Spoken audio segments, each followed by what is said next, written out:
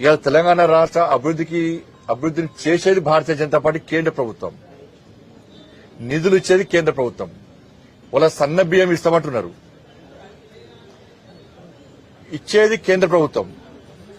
అక్కడ మోడీ గారి photo compulsory పెట్టాలి. ఇవాళ తెలంగాణ రాష్ట్రంలో 90 లక్షల రేషన్ కార్డులు ఉన్నాయి.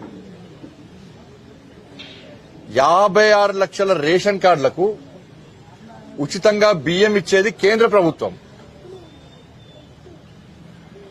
ఇలా మిల్లింగ్ కాంచెల్లి ట్రాన్స్పోర్టేషన్ గాని, సుతిల్ పైసలు గాని, అక్కడ పనిచేస్తున్న సిబ్బంది పైసలు గాని, అన్నిటికీ ఒక్కొక్క కిలోకు 40 రూపాయల ఖర్చు కేంద్ర ప్రభుత్వం చేస్తున్నది. 40 రూపాయల ఖర్చు చేస్తున్న కేంద్ర ప్రభుత్వం ఒక్కొక్క కిలోకు.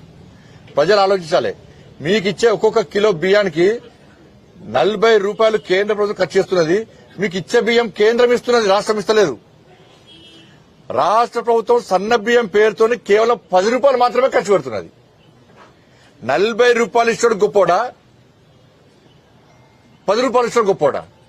40 రూపాయలు ఇచ్చేవాళ్ళు ఫోటో పెట్టుకుంటారా, 10 రూపాయలు ఇచ్చేవాళ్ళు ఫోటో పెట్టుకుంటారా? ఫోటోల కోసం కాదు కొట్టాడా, కానీ ఎందుకు పెడతలేరు?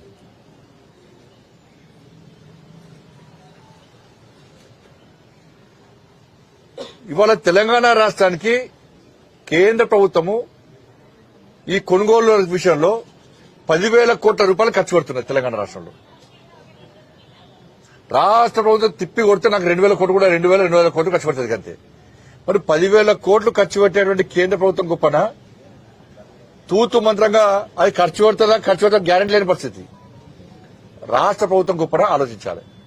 కాబట్టి రాష్ట్ర ప్రభుత్వాన్ని డిమాండ్ చేస్తున్నా, నరేంద్ర మోడీ గారి ఫోటో కంపల్సరీ పెట్టాలి. పెట్టకుంటే మీకే ఇబ్బందులు. క్వాలిటీతో కూడినటువంటి బియ్యాన్ని సరఫరా చేయాలి, నాణ్యతతో కూడిన బియ్యాన్ని సరఫరా చేయాలి.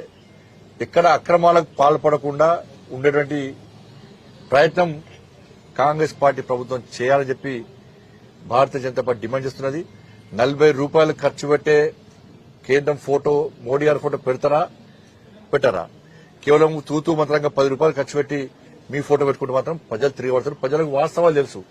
ఇచ్చే బియ్యం కేంద్ర ప్రభుత్వం ఇస్తున్నది అన్న విషయం తెలుసు. కాబట్టి మీరు ఆ విధంగా మీరు ఆలోచించాలని చెప్పి మేము డిమాండ్ చేస్తున్నాం.